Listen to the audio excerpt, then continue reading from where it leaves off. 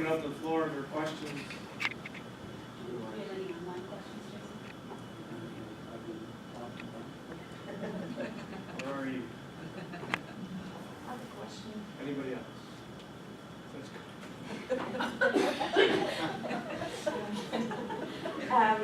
What's the name again, the business? Mine?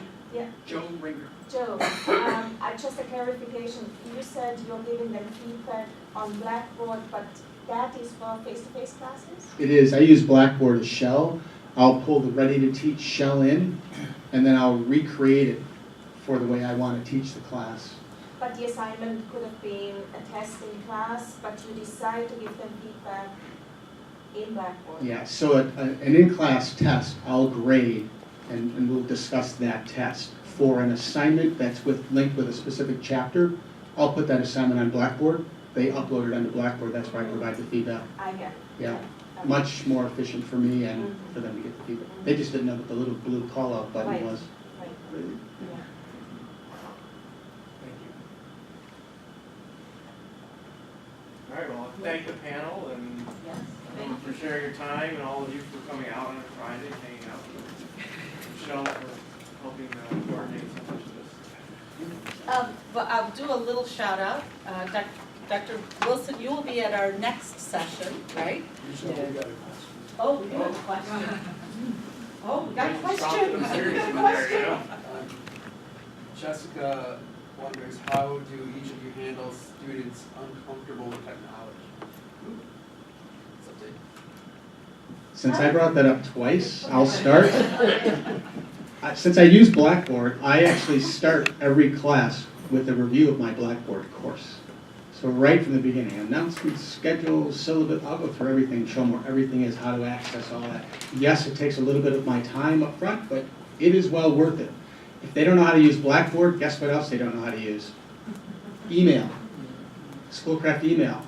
So I'll walk them through how to do that, same call or same login information. And if someone doesn't know how to do it, please don't be embarrassed. I'll be here after class for as long as you want. I'll show you how to do it. We'll get you signed in. That's how I handle it.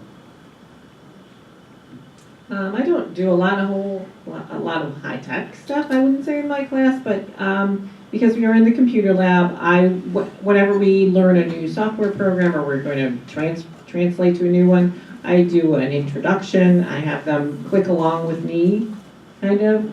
Okay, everybody click here and click here and click here, and walk through, and I pretty quickly learn who are the students who are struggling with the technology. And those will be the ones who I will invite to sit up front with me, or I will, during my weekly touching base with them, make sure that they are on track. So nothing too unusual. When I have a student talk to me about technology and being afraid that they can't be successful in the class because of technology, I tell them that, I do this nicely, but I say, you're going to have to know this. And this is a great class to learn it in because we have flexibility. I understand that there's the problems, and give that kind of talk that if you have trouble with the technology, it's not going to cause you problems this semester.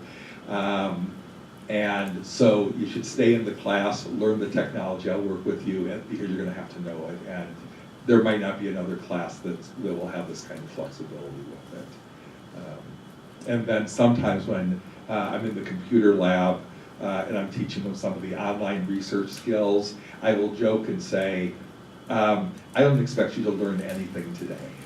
I said, all I'm doing today is exposing you to material. We're going to be following up, using it, and that's when you're really going to learn it. And that helps keep the anxiety down. And they love it when a professor says, during today's class, you're not going to learn anything. And it starts out as a great joke.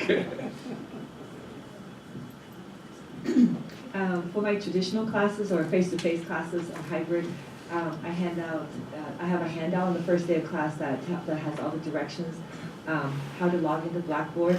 I think our Blackboard administrators at Schoolcraft are amazing, and we also have good distance learning staff. So thank you. So I think when there's been problems, usually they can get resolved fairly quickly.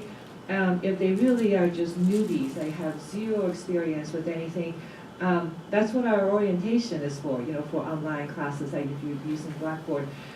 So they can, you know, so they can be guided through step by step. There's little video clips. So I think that our college faculty and staff have, you know, the staff have done a really good job of kind of you know, bringing everybody on board. As far as glitches that happen, yes, that happens, and so it's very frustrating. It's frustrating to us too when it happens, but you know, then we just have to deal with them. And you know, if say for example, if somehow a student gets locked out of an exam in the middle of it, it's very frustrating, especially if they're leaving until the last minute. But that's when they can contact us, and you know, so we can help them to resolve the issue. But I agree with us that, you know, they do need, in this day and age, if they haven't gotten much of technology, and it still happens, you know, it's 2018, we think that everyone comes already being very tech savvy, they're the digital natives, we're the digital kind of immigrants, you know, the expression, but sometimes it does still happen. Some young students come and they really have no clue, so they do need to just kind of be helped. If it's in class, it's easy to kind of just walk them through face-to-face. If it's online classes, then they need to go through all the provided procedures. But if that all still fails, then there's still help. And I've had students who get great help, I think, from our Blackboard administrators or the distance learning department.